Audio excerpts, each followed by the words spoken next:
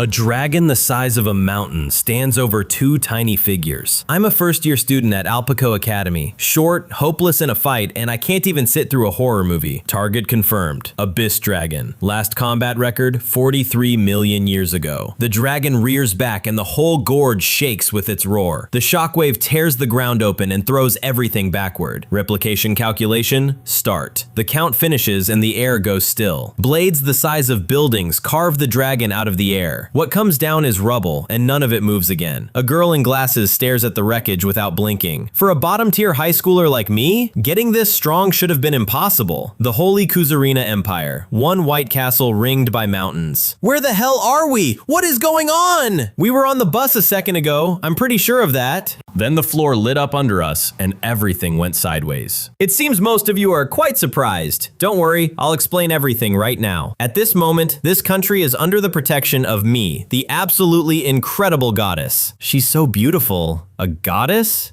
Who is she? However, this country is being hunted by a cruel demon king. His army invades again and again. The people live in fear and hunger, and they have reached their limit. So I answered their prayers with the hero summoning ritual and brought you all here. Tee-hee, as expected of a goddess. I'm just too kind. Excuse me. A hand goes up in the middle of the crowd. That's our class rep, Saku Shiho. I think I understand why you brought us here, but can we ever go back to our own world? Yes, of course. She says it without a flicker of hesitation. The philosopher's stone was stolen by the Demon King. As long as we hold that stone, every one of you can be sent home. So in other words, no way. You're telling us to go kill the Demon King? The leader of our class. Also the one who picks on me. Even standing in front of a goddess, Kisogawa doesn't look rattled at all. That's right. Only heroes summoned from another world can defeat him, which means only you can do it. Easy for you to say. We're high school students. There's no way we take on a Demon King. Don't you worry. Every one of you received a divine blessing when you were summoned. You aren't ordinary students anymore. You've been reborn as heroes. Now manifest them, your sacred gears. Light gathers in 40 pairs of hands at once. This is a spear, a bow, a shield, all of it out of nowhere. Those are sacred gears, weapons only a hero can hold. They take the shape of the potential sleeping inside you. Your spear is A rank. Ours came out B. Mine is an A. So the gears come with ranks. Whoa, look at that. It's glowing like crazy. Then what does mine look like? A great sword taller than its owner blazes white in Kisogawa's hands. Whoa, so cool. It's a golden sword. You hit the jackpot. That is the holy sword Excalibur. Its rank is S. Excalibur? That's the strongest weapon in every game I've played. The strongest, huh? Well then, that should be everyone. My sacred gear hasn't been appraised yet. Nobody turns around. The whole class has stopped listening already. How the hell is that a sacred gear? Hey Yamada, that's just a wooden stick. You don't know that for sure yet. It might look like this, but it could still be a hidden gear. I don't even need to appraise it to know the truth. That is the lowest ranked sacred gear. Rank E. Complete garbage. Wait, what? E rank? The word takes a second to reach him. They turn up now and then. Duds. Failure heroes. A failure hero? That suits you perfectly, Yamada. Trash like you risks staining my glorious reputation. Therefore, you are to be disposed of. What? Disposal? One eye wide open and the hall gone quiet around it. What do you mean by that? Into the dungeon. You'll be left down there to die. What? No! Hold on. You're talking about murder like it's nothing. However you look at it, that's a crime. A crime? He never said that part out loud. I read your mind just now. She read it. She read exactly what I was thinking. Let me tell you something. This is my country, which means law and justice are both decided by my mood. That's completely unfair. Everyone else thinks so too, right? Nah, seems fine to me. We don't need E-rank trash. He'd only get in the way. Exactly. Whatever Kisogawa says, right? Isn't that right? Well, I guess... hold on a second. Saku-san! For 1 second, there is somebody on his side. That's right, the class rep will stand up for me. Oh, just so you know, defy me and you go down that hole with the trash. Every raised hand in the hall drops at once. Well then, disposal confirmed. Goodbye. Her fingers come together for the snap. The floor splits open and swallows him whole. Ichitaro! Huh? Wait. The hole seals over him and the shouting drops away above. Far above all this, the goddess settles back into her own quiet room. Well, that was entertaining. Loose stone rattles down the walls of a dead cavern. Where am I? His voice comes back off walls he cannot see. The cave runs on forever, and his light reaches none of it. Something in the dark behind him drags out a low growl. He turns his head, and the sweat gets there first. A bear 3 times his height rises out of the rock.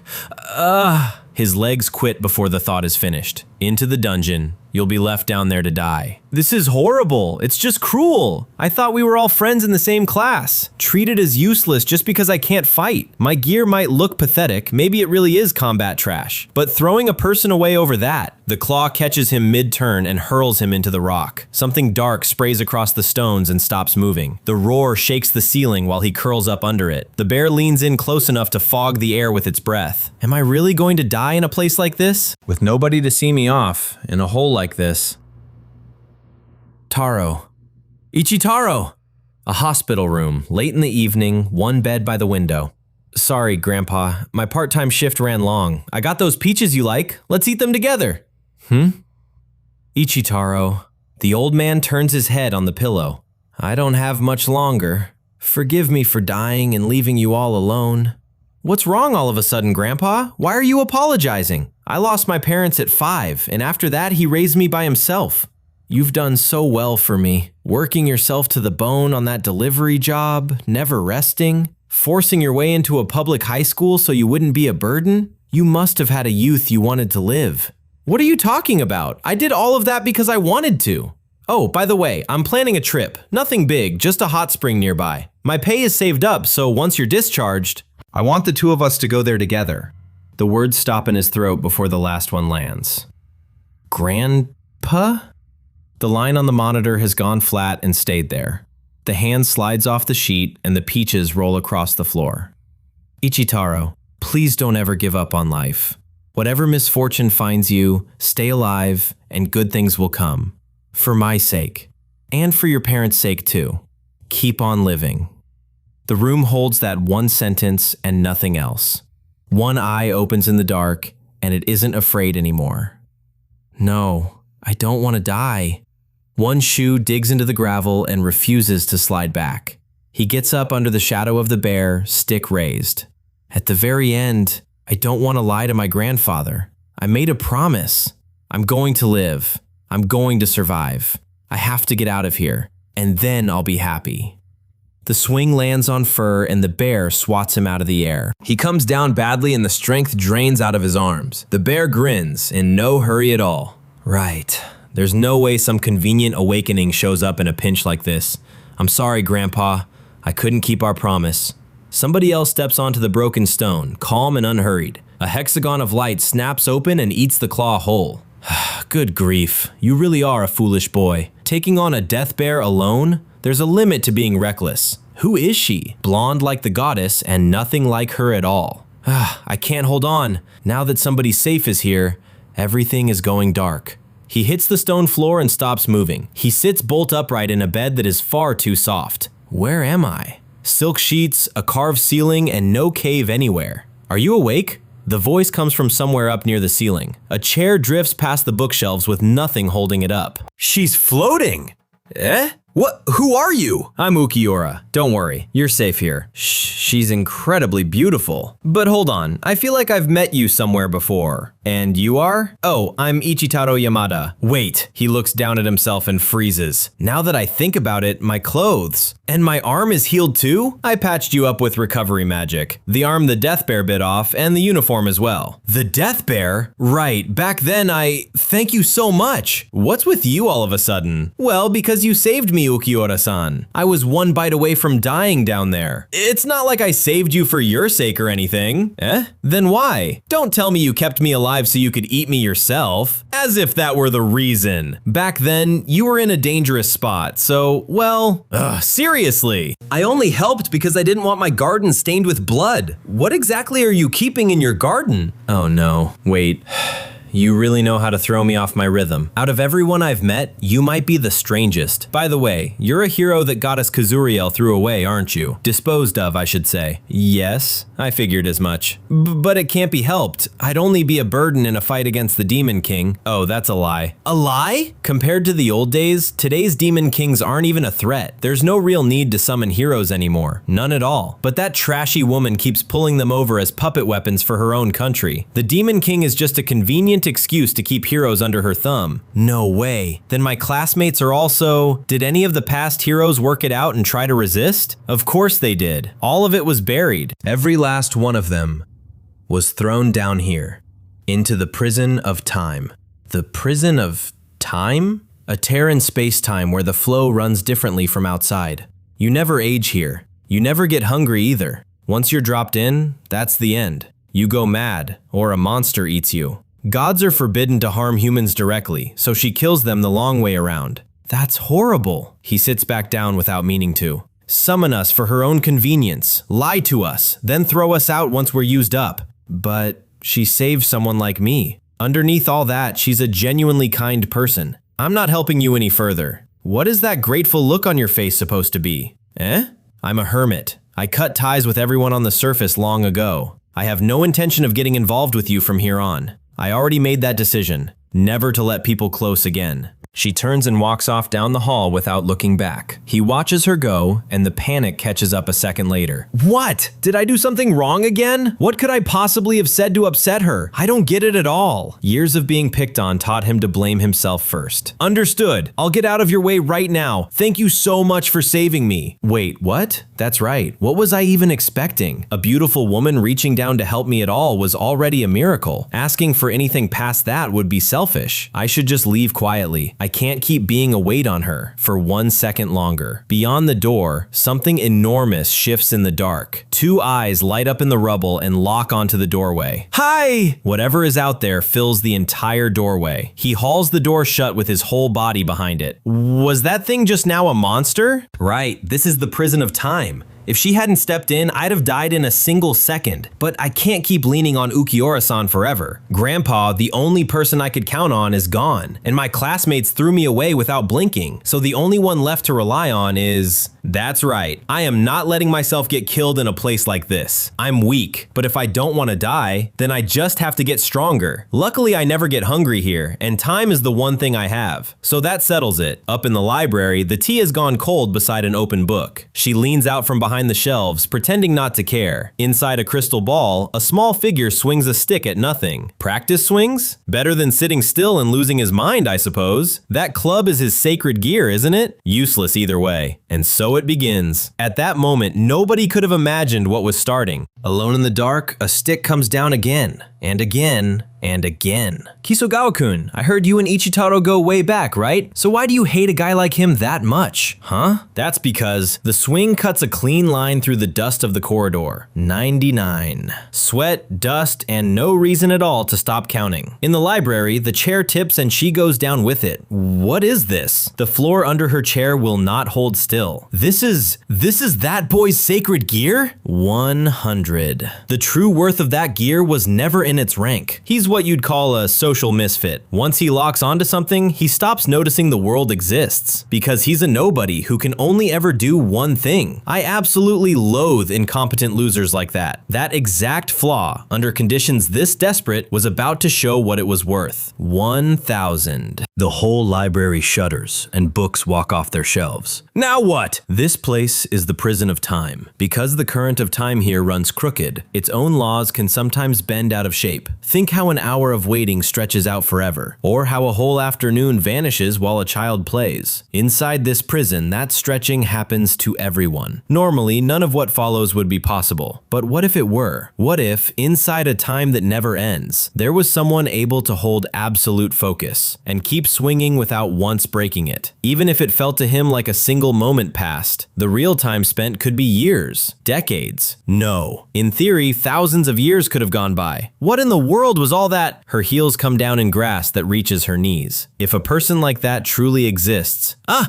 Ukiura-san, is that you? Huh, but that's strange. To her, barely a moment had gone by. For him, and for the ground he was standing on, it had been something else entirely. It feels like his uniform is rags and the stick is worn smooth. It's been a very long time since I last saw you. 100 million years had been carved into that swing. A boy of 7 with knitting needles bigger than his hands. Oh, still at it, Ichitaro? 3 days now, morning until night. I'm glad you're knitting a sweater for me, but don't you want to go outside? He can't even hear me, honestly. Give that boy enough time and the needles keep moving. Nothing else in the room exists. Keep doing it forever. That's an iron tree. 1,000 years just to sprout, thousands more before it matures. One of the only trees that will grow inside the prison of time at all. But this size, it has aged far past anything I've seen. Rough estimate, this thing has been standing here at least 100 million years. And these marks. Oh, those? I cut one in every time I finish 10,000 swings. 10,000 per notch? And there are this many of them? This is impossible! But the proof is standing right in front of me. Could it be that he really, 100 million years of training, and not once did his focus break? If that's true, then this is bad.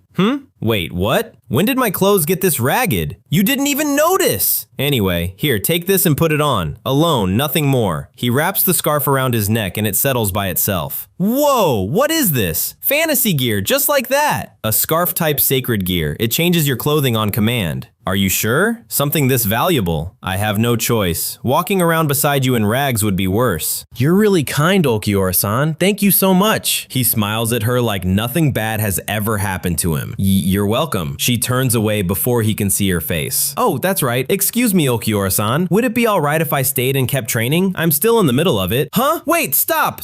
Training? You're planning to do more? Well, yeah, isn't that obvious? I'm not strong at all yet. Against the sword god Abel, I'd be lucky to win one match in 100. Huh? Sword god Abel? Yes. Have you never heard of him? I mean, obviously I know him. A hero out of ancient history, right? Yes, that's him. The strongest warrior alive. Never lost a match. Freed the beastmen from slavery. Wait, hold on. You aren't telling me you fought him, are you? The man is from another world entirely, and he's been dead for ages. Yes, we fought. In my imagination, the two of them stand there smiling at each other, out of sync. No.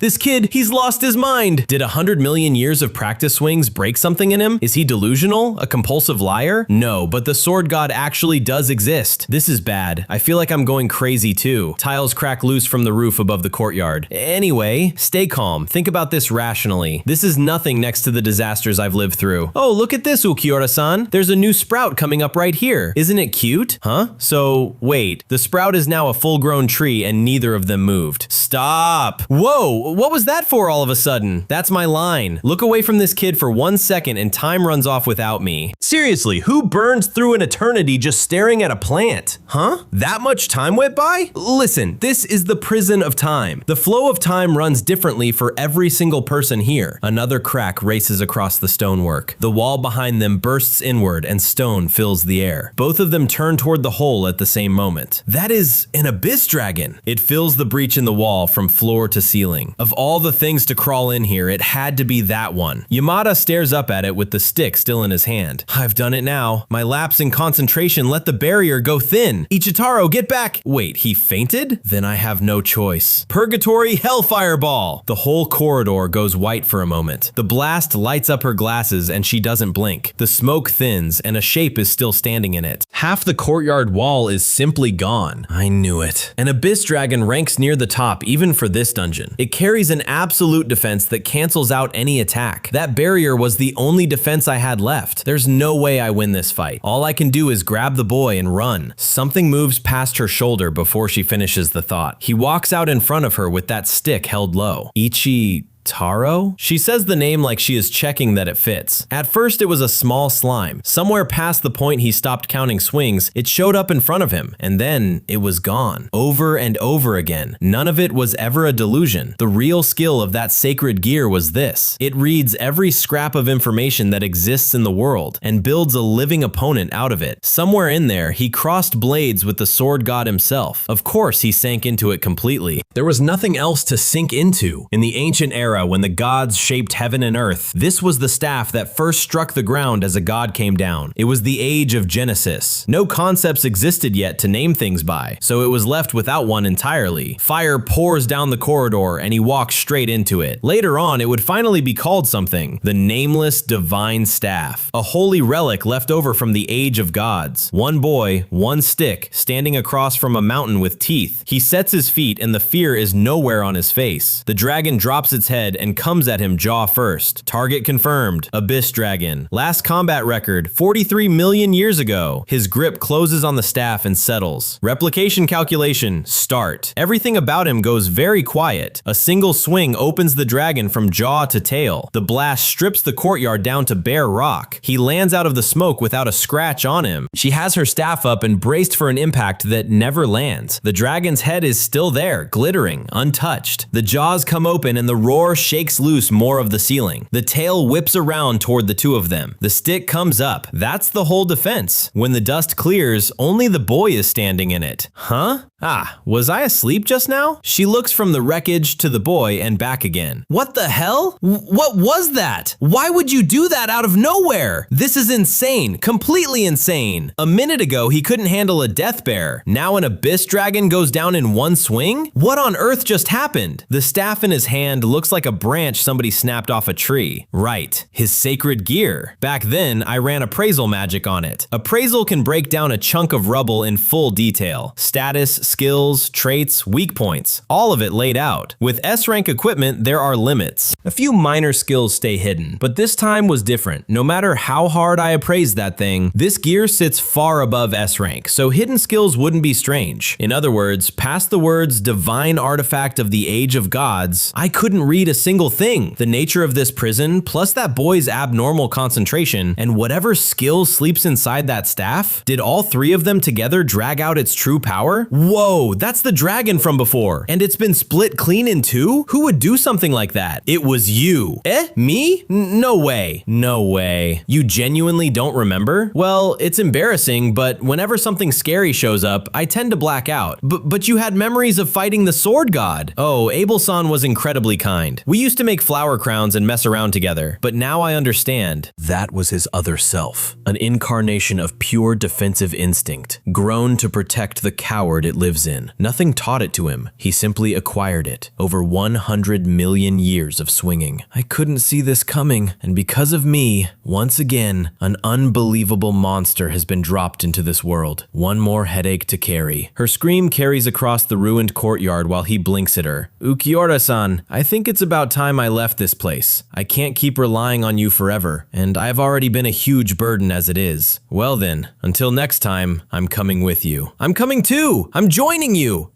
Are you sure? And so, for the first time in centuries, she set foot in the outside world. As the guide for a boy who trained 100 million years in the prison of time, I'll show you around this world. Be grateful, traveler. Whoa! Thank you so much, Ukiura-san. A boy who has become far, far too strong, and to stand between him and everything else. Still, that is one hell of a slash. Huh? 7 dungeons in this world are considered impossible to conquer. People call them the Seven's Fall. One of them is this place, the Prison of Time. Every floor is packed with monsters at S-rank strength. Even the finest fighters alive struggle to clear a single one. And this place sits on the lowest floor of all, the 250th. To reach the surface, you would have to climb through 249 floors. Now do you understand? Wait, I thought getting out of the dungeon was impossible. And what on earth is that board for? Realistically speaking, yes, it is impossible. But with what this kid can do, that's a relief to hear. But is this really all right? I'm grateful you're coming, but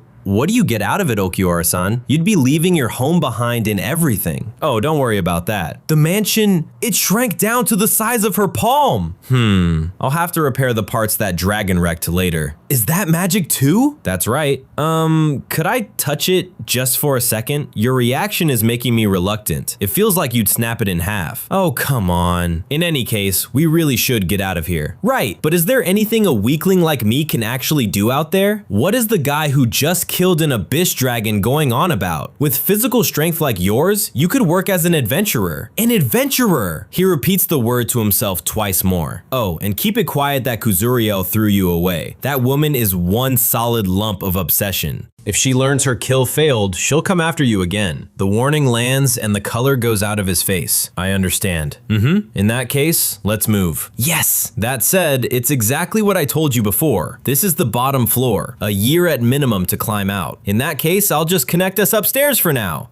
Connect? Dimensional slash. A seam opens in the air and holds there. Wait a damn second. Wah! They come out the other side one floor up, still moving. What was that? I want to know right now. That thing you just used, what was it? Ah, this? One of the secret arts of Alexander-style swordsmanship, the dimensional slash. Dimensional slash? What does it even do? It cuts the space between 2 points and holds them together for a moment. Step through and you come out at the other one. Ah, it closed already. Her mouth is open and no sound is coming out of it. Impossible! Have you any idea how few people alive can teleport? And you describe it like butter on your breakfast toast. Is that true? No wonder it gave me so much trouble to learn. You learned it? Yeah, Alexander-san trained me personally. In my imagination, that is. I knew it.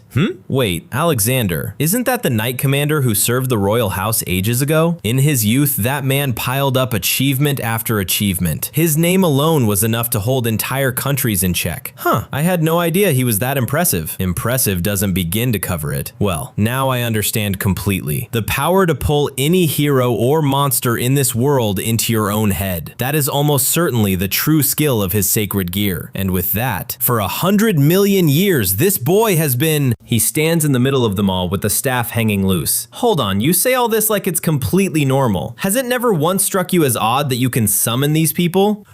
You're right! Only now? Anyway, that sacred gear of yours is nothing close to ordinary. It's a divine artifact from the age of the gods, which puts it above S rank entirely. It sits at the very top. A divine artifact from the age of the gods? That's right. Even my appraisal could get no further than that, which means pulling real beings into a world inside your head is most likely the artifact's own power. I won't ask you to carry the weight of holding something like that, but what's in your hand is exactly that powerful. Understand that much while you're swinging it. Right. When one person holds too much power, ruin follows sooner or later, no matter the era and no matter the person. This time, for certain, I won't let you wander off the right path.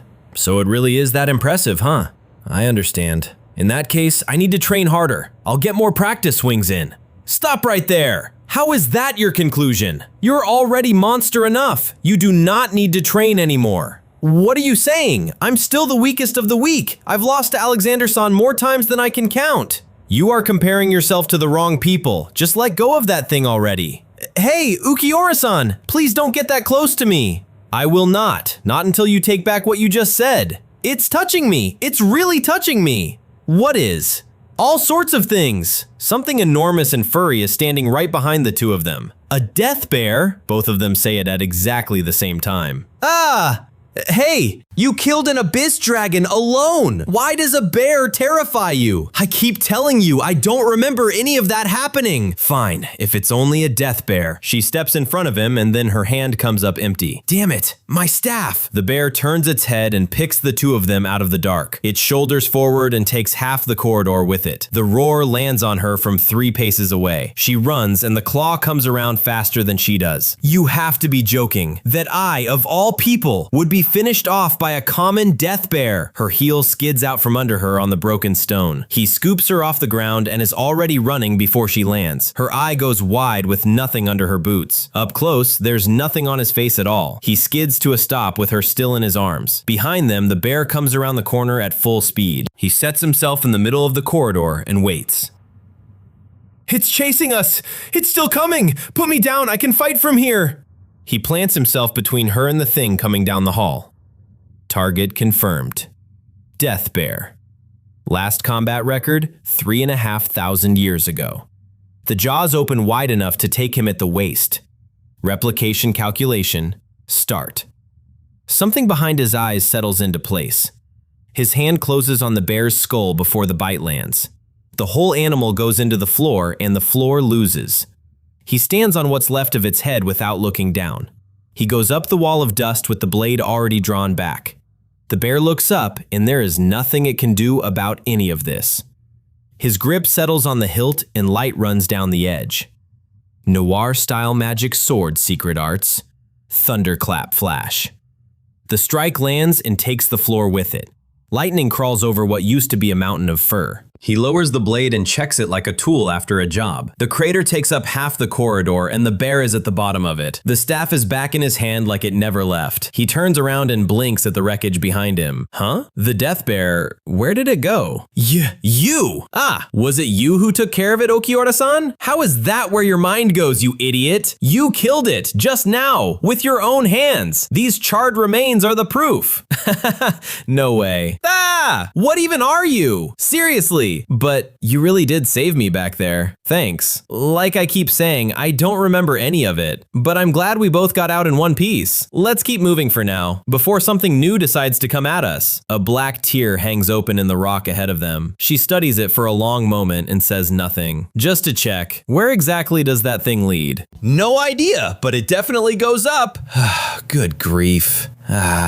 Good grief. The rift takes hold of her and drags her in feet first. I can already tell exactly what's waiting for me down there. I'm sorry, Ukiura-san. This is my fault. You don't need to keep apologizing. It wasn't as if you had a choice either. Water pours off the cliff and drowns out everything else. Of all the places that warp could have dropped them, it chose this one, right on top of the lake, no less. Achoo! Stop staring at me like that. It's still strange. I was certain that gate led to the surface. So why are we still inside the dungeon? It's only a theory, but it probably comes down to what this dungeon actually is. What it is. Remember what I told you? This place sits in the gap between space and time, which makes the dungeon and the outside world two separate worlds entirely. So when you aimed your gate outward, it dumped us somewhere else inside instead. Honestly, I should have seen that coming. Then, to get over this hurdle, I'll simply have to train more. Do you never listen when I tell you to stop, you damn brat? He sinks lower into the water and stares hard at the far bank. He keeps his eyes locked on the opposite bank. A horned bull the size of a wagon comes out of the trees at them. By the time she looks up, the thing is face down in the shallows. That was a Minotaurus? He stands there blinking with no idea how he got where he is. Huh? What was I doing just now? I am getting very tired of this routine. I feel like I saw something incredible a moment ago. You do not have to remember it. Oh, what happened to that monster over there? You cut it down. Just now. Yourself. Me? I almost feel sorry for that Minotaurus. It never stood the slightest chance. Oh right! Ukiura-san! It's been a while! Let's eat together again! Huh? Wait, you aren't planning to eat that thing, are you? I am. I don't look it, but cooking is my specialty. No, wait! Monsters are riddled with poison. Butcher one wrong and it kills you. Eating them is outright taboo on the surface, you know? There is no possible way we're eating that. You don't have to worry. Kirilight-san taught me the proper way to prepare them. Kirilight? That name clearly means something unpleasant to her. Wait, by Kirilight, you can't possibly mean the deranged gourmet who worked out how to eat every monster on the continent. Yeah, her. Still, I do not want any. We're inside the dungeon. Neither of us even needs to eat. That's true. But if we want to warm up, the stomach is the place to start. Right, I'll deal with the innards first. Take them out in the wrong order and the poison spreads through the meat. I told you I wasn't eating, didn't I? Next, we get some water down to a low temperature. Equal parts boiling and cold gives you about 50 degrees. Then wrap the meat in broad wild grass and lower it in. The bottom of the pot runs hot, so tie it off so it hangs clear. Now we wait a few hours and keep an eye on the heat. She watches the pot with open suspicion. Complete! Minotauros meat, slow cooked at low temperature. For seasoning, I ground up edible mushrooms, small fish, herbs, and rock salt. Here's your share, Ukiura-san. He holds the leaf out with both hands and waits. Fine, I understand. I just have to eat it, don't I? She picks up one slice and holds it at arm's length. The cut edge glistens and steam comes off it in threads. She puts it in her mouth and stops moving entirely. Huh? Ukiura-san? Why? She stares down at the leaf still in her hand. Why is this so delicious? The meat was so tender it fell apart the second it hit my tongue. Is this genuinely monster meat? Wow, it really did come out well. The broth and the herb scent sit together perfectly. The leaf plate is bare except for a few streaks of sauce. My stomach's so full I couldn't manage one more bite. Same here, Ichitaro. She sets her cup down and looks straight at him. I had no idea monster meat could taste like that. And honestly, I doubted you the whole way through. Thank you. The food was wonderful. I like it, you know? I was never any good at anything I tried. All I ever did was take from my grandfather. The one thing I could give back was this. Hours spent cooking so somebody else ends up happy and a table with smiles around it. I absolutely love it. I see. I'm glad glad it suited you. He has a bad habit of measuring himself far too low. Alright, we've rested and the clothes have dried. Let's push on to the next floor. Yeah, let's go! Next stop, the surface. She stops for a second and looks back at the empty bank. A crowded table, plates everywhere, and somebody laughing. Come to think of it, back when there were still 3 of us at the table, it was full of smiles then too, wasn't it? The 2 of them set off across the grass toward the far cliff. Behind the ridge, something on 4 legs rises to twice their height. An eye the size of a cart splits open down the middle. The blade comes back around, still smoking at the edge. Steam rolls off his shoulders and he hasn't moved his feet once. Huh? What was I just? Enough of that. Let's move on to the next floor already. 98 floors left. At this pace, we reach the surface in about 10 days. 10 days. So we're still pretty far off. Why is the man who trained for 100 million years complaining now? Well then, why don't we take a short breather here? Yes, let's do that. 2 cups, a pot, and steam rising off both of them. They drink in silence and neither is in any hurry. This tea you make is always phenomenal, Ukiura-san. I drank it every single day back when I still lived up there. Oh, by the way, Ukiura-san, did you never have companions before now? You weren't always alone back on the surface, were you? Well, I did have some. What sort of people were they? What sort? Ukiura-san. Ukiura-san! More importantly, shouldn't we be concentrating on clearing this dungeon? Ah, you're right. We should stay alert in case something comes at us. Companions. I'll clear all this up. A leg the width of a pillar comes down beside the 2 of them. Above it, a wall of gray fur blocks out the ceiling. You know, this floor really doesn't have many monsters on it, does it? On the others, they kept pouring out at us in waves. Ichitaro, what did you just say? I said there are far fewer monsters here. He's right. Back then, this floor was so packed we couldn't stop to rest once. Did the whole place empty out over all this time? No, that's impossible. Ukiura, we're leaving Ichitaro, right now. What's brought this on? If I'm right about this, there's something in this area strong enough to clear a whole floor. It could already be standing right beside us. The wall next to her comes apart in a spray of stone. Huh? A white wolf the size of a house steps out of the dust. You have to be joking. That is definitely... Wow, it's a huge doggy!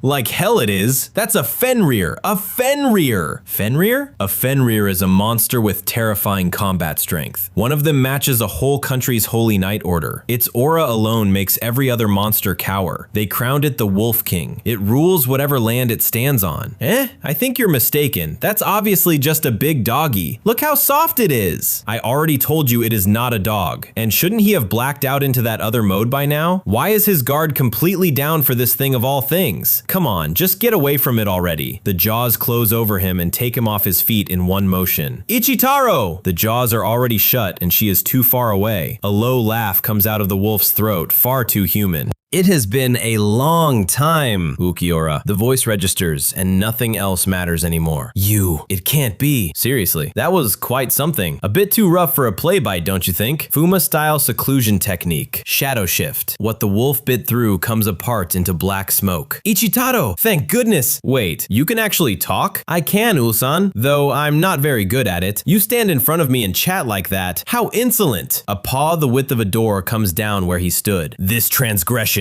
deserves nothing but death. Claw bash. He hangs in the air with the blade out and nothing under his feet. Oh no! Even that other mode of his can't survive a hit like that, and in mid-air he has no way at all to dodge it. Fuma-style wind release. Airwalk. You change direction in mid-air? Fuma-style is built almost entirely around movement. A half-hearted attack can't so much as graze anyone using it. You call the strike I spent years honing half-hearted. Then let me show you the real one. It leaves no survivors. Her head snaps toward the wolf's front legs. That stance. No, the Fenrir is about to... Ichitaro! It's packing mana for a beam that levels everything behind it. You cannot take that head on. Dodge it, whatever it costs you. Secret arts. Howling Nova! It sweeps the whole floor and takes the walls with it. The light swallows the corridor and he is standing in the middle of it. Ichitaro! It's alright, Ulsan. Alexander-style swordsmanship, dimension counter. The beam bends back along the line of his blade. What? You turned my Howling Nova back on me? Impossible! Brought down by your own secret art, Fenrir. Sink into the void. The beam carves a trench straight through the ruins and out the far wall. When the smoke thins, the Wolf King is on its side in the rubble. A boot comes to rest beside its head and stops there.